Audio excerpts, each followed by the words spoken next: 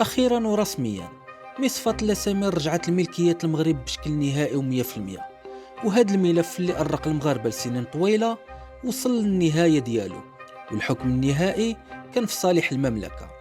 هاد المصفاة اللي انتظرناها الوقت طويل وكنا فعلا في أمس الحاجة ليها. تصوروا معايا أن المازوت وليسانس اللي الثمن ديالهم كل هاد السنوات الماضية هو ضارب في السقف كان ممكن يكون قل بزاف في الثمن لو كانت مصفاة لاسامير باقة خدامة. هاد المصفات كانت كتمكن المغرب من شراء النفط كمادة خام، وكنقوموا من بعد بتكريره في بلادنا، وكنستخرجوا منه المازوت وليسانس، الغاز ديال البوطه، وحتى الزفت اللي كنصوبوا به الطرقان، وحتى الكيروزين اللي كيستعمل كوقود للطائرات. بزاف ديال المشتقات كنا كنخرجوا منه، بمعنى من مادة النفط بوحدها. هاد المصفات كانت كتمكننا أننا نتجنبوا نستوردوا عدة مواد أساسية وضرورية. لكن من نهار لاسامير حبسات والمغرب كيخسر أموال طائلة كل سنة، حيث تحول من شراء النفط الخام وتكريره لشراء هاد المواد كاملين، وهذا الشيء كل سنة كنا كنخسروا فيه ميزانية عملاقة بالعملة الصعبة. اليوم قضية لاسامير وصلت لنهايتها. غرفة التحكيم الدولية التابعة للبنك الدولي نصفات المملكة، والمصفات رجعت ملكيتها لبلادنا من جديد. بل الأكثر من ذلك، الدولة توصلت بزاف ديال العروض، وهاد العروض محطوطة على الطبلة للاستثمار في هاد المنشأة النفطية وإعادة تشغيلها. وهنا القرار كيبقى للمغرب، واش غيشغلها مباشرة كشركة حكومية بحال أو سي بي، أو لا غيقلب على شركة دولية جديدة من بين الشركات اللي تقدموا لشرائها واللي كيمثلوا دول بحال أمريكا، فرنسا، الهند والسعودية والإمارات. وكيف كنقول لكم ديما، بما أن الخبر كيهمنا كاملين كمغاربة وكيهم بالخصوص الاقتصاد الوطني والأمن الطاقي بلادنا، فاليوم غنتكلموا على عودة لاسامير للمغرب بالتفصيل، كيفاش تشغيلها غيفيد بزاف اقتصاد المملكة، وأيضا غنبحثوا على شنو اللي غيفيدنا أكثر، واش نشغلوها كشركة وطنية أو أنها تتباع لمستثمر جديد. فغنجاوبوا على كل هاد الأسئلة، وغنقدموا بزاف د المعلومات والمعطيات اللي ممكن تسمعهم لأول مرة. لهذا الشيء خليكم متبعين معايا مزيان، ولا كانت أول مرة كتشوفوا فيديوهاتنا اشتركوا في القناة وفعلوا زر التنبيهات، دعمونا قدر الإمكان كيف ديما. وبلا ما نطول عليكم يلا نبداو. من أكبر المشاكل اللي كانت كتأرق المغرب في آخر السنوات هي مصفاة لاسامير لتكرير النفط. هاد المنشأة العملاقة اللي كانت سدات البيبان لسنوات طويلة كانت تحولت لقضية رأي عام وطني، وتسال فيها بزاف د المداد. وبالرغم من أن كاين عدة جهات كانت كتدفع بهذا الملف باش يبقى مجمد وما كيتحركش، إلا أن الأسعار ديال المحروقات اللي وصلت للسقف خلات التركيز الشعبي والإعلامي على هذه القضية يكبر، وخلات الدولة من جهتها تحرك بكل قوتها في هذا الملف من جديد. في بداية سنة 2023 المحكمة التجارية في الدار البيضاء كانت فتحت باب تلقي العروض لشراء المنشأة النفطية لاسامير، وحددت السعر الافتتاحي في حدود 21 مليار درهم، أي حوالي ملياري دولار. وحسب تقرير آنذاك خرج في وكالة بلومبيرغ الكندية، فالمغرب كان توصل ب 15 عرض دولي وأيضا وطني لشراء لاسامير. تراوحت العروض بين 1.8 مليار دولار كأدنى عرض و2.8 مليار دولار كأكبر عرض، وهذا الشيء كيعني تجاوزت بعض العروض للسعر الافتتاحي بنحو 800 مليون دولار. هاد العروض جات من عدة دول، منهم السعودية والإمارات، الهند وبريطانيا، فرنسا وإسبانيا، إضافة للولايات المتحدة الأمريكية.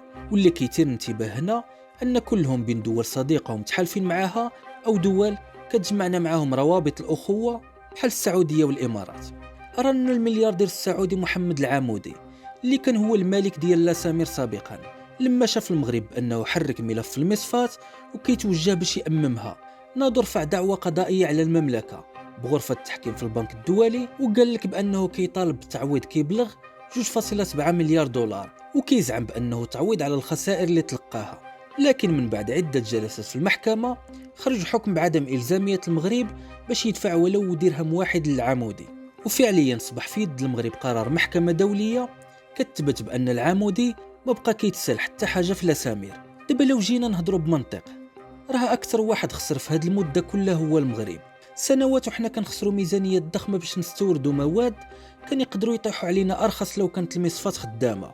لكن في الأخير هذا الشيء اللي عطا الله، هذا واقع وتفرض علينا بغض النظر شكون كان السبب والخطأ ديال من.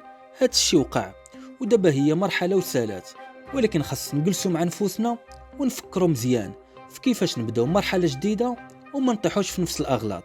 المهم اللي خاص تعرفوا أن لاسامير كشركة ومنشأة نفطية القدرة الإنتاجية ديالها كتبلغ 10 مليون طن سنويا، وهذا الشيء كيكفي حاليا لتغطية 67% من حاجيات المغرب من المواد البترولية، سواء كان غازوال، بنزين، الفيول اللي هو وقود الطائرات، أو الإسفلت اللي هو الزفت. إضافة لأن مخازن لاسامير طاقتهم التخزينية كتوصل ل 71 يوم من الاستهلاك الوطني، وهذه النقطة بحد ذاتها إلا زدناها على الشهرين الأخرى اللي كيتم تخزينها في الشركة داخل المغرب، في المجموع غيقارب ل5 أشهر من التخزين. دابا حسب معلومات من النقابة الوطنية للبترول والغاز، فالاستثمار المالي اللازم لإعادة لاسامير للعمل هو فقط 2.2 مليار دولار، والربح الصافي اللي تقدر توفر لنا سنويا يقدر يوصل ل 8 مليار درهم، بمعنى أن لاسامير بوحدها غتزيد للدولة 800 مليون دولار سنويا كأرباح.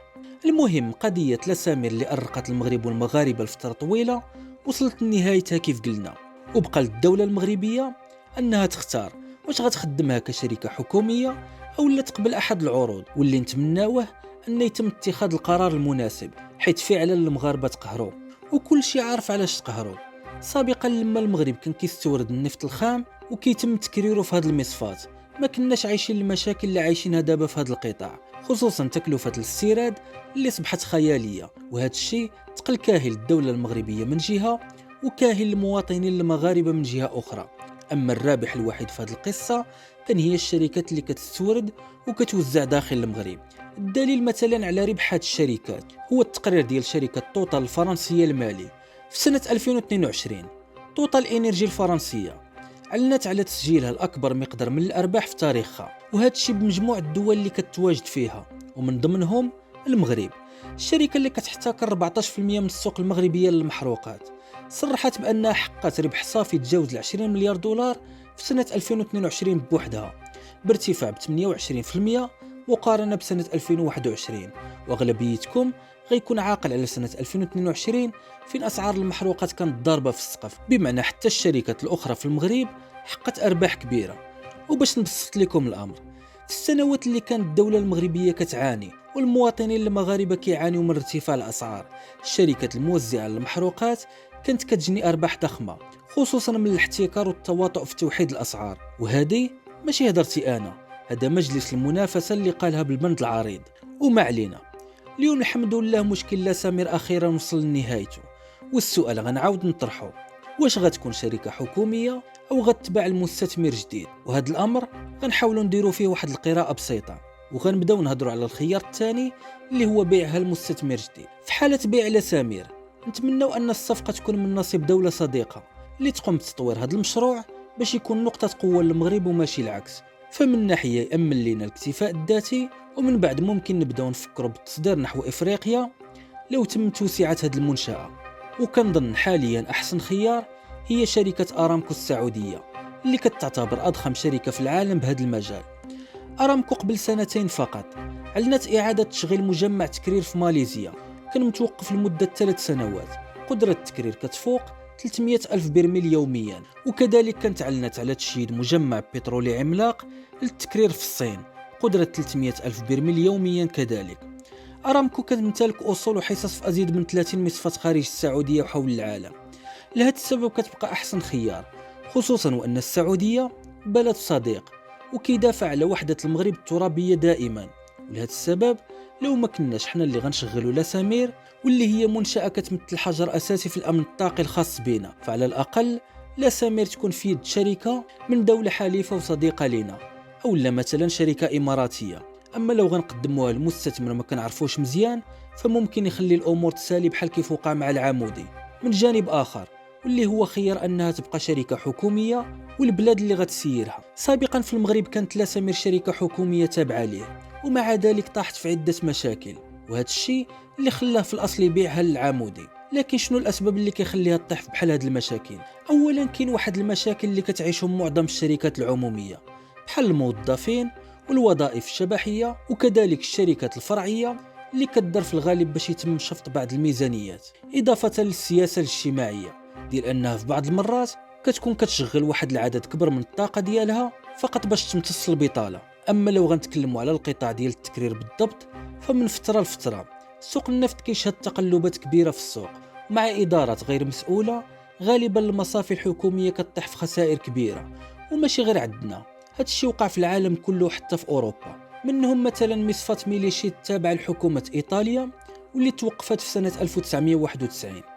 كذلك مصفاة ليفربول البريطانية توقفت سنة 2013.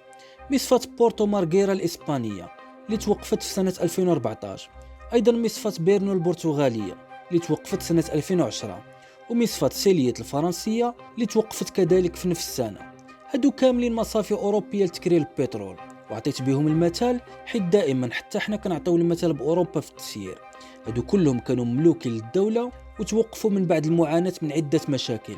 وأنا بغيت نقول لكم أمر مهم: الشركات اللي من الضروري خاص تكون في ملكية الدولة هي الشركات اللي كيكون عندها تحكم شامل في كل خطوط الإنتاج، من الاستخراج للتصنيع للتصدير. بحال مثلا المكتب الشريف للفوسفات، شركة وطنية اللي كتستخرج الفوسفات كمادة خام وكتقوم بتصنيع الأسمدة وكتبيع في السوق الدولية سواء الخام أو المصنع، بمعنى كتحكم في الإمدادات وكتحكم في التصنيع وحتى في التصدير. هاد الشركة لو كانت كتستورد الفوسفات الخام من الخارج وكتصنع الأسمدة وتبيعها في السوق المحلية، كنأكد لكم كانت غتعيش مشاكل جمة بما أنها شركة حكومية، وربما تكون مشاكل كتر حتى من لسامير. والخلاصة هاد المسألة: لما كيكون عندك قاعدة موارد شاملة من المادة الأولية إلى التصنيع ثم التصدير، فكتكون عندك مناعة كبيرة ضد المشاكل المتعلقة بتقلبات الأسعار، أو حتى لو عشتي المشاكل اللي تكلمنا عليها كاملة فأنت كتكون قادر تجنب الإفلاس، حيث المداخل ديالك كتكون كبيرة مقارنة بشركة تصنيعية فقط وما عندهاش موارد طبيعية كمادة أولية. والكلمة المناسبة لوصف هذا الشيء هي أن القيمة المضافة كتكون كبر عند الشركات اللي كيتحكموا في كل خطوط الإنتاج، على عكس الشركات اللي كيكونوا تصنيعيين فقط.